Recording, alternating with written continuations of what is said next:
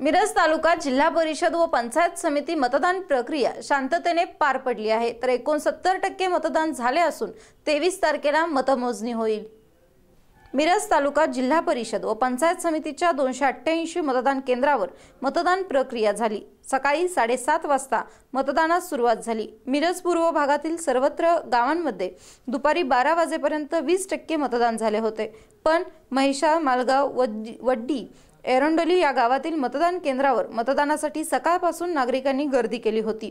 मतदान केंद्रावर मतदानासाठी पुरुषांपेक्षा जास्त महिलांच्या रांगा लागल्या होत्या। मल्लेवाडी, विजयनगर तसेच वाडी वस्तीवरील मतदान केंद्रावर मतदारांची वाट पाहण्याची परिस्थिती निर्माण झाली होती। कवटेपिरान व कौलापूर या मतदान केंद्रावरील ईव्हीएम मशीनमध्ये बिघाड झाला होता। निवडणूक झेडओ यांनी ईव्हीएम मशीन तात्काळ बदलून मतदान प्रक्रिया सुरू ठेवली। मालगाव मतदारसंघातील मतदान केंद्रावर भाजप खासदार संजय काका पाटील यांनी भेट देऊन उमेदवारांची विचारपूस केली। सुभाषनगर क गटामधील मतदान केंद्रावरील बूथवर पक्षाच्या कार्यकर्त्यांनी मोठी गर्दी केली होती। पोलिसांनी या ठिकाणी येऊन सर्व खुर्च्या टेबल पाडून पक्षाच्या कार्यकर्त्यांना हाकलून लावले।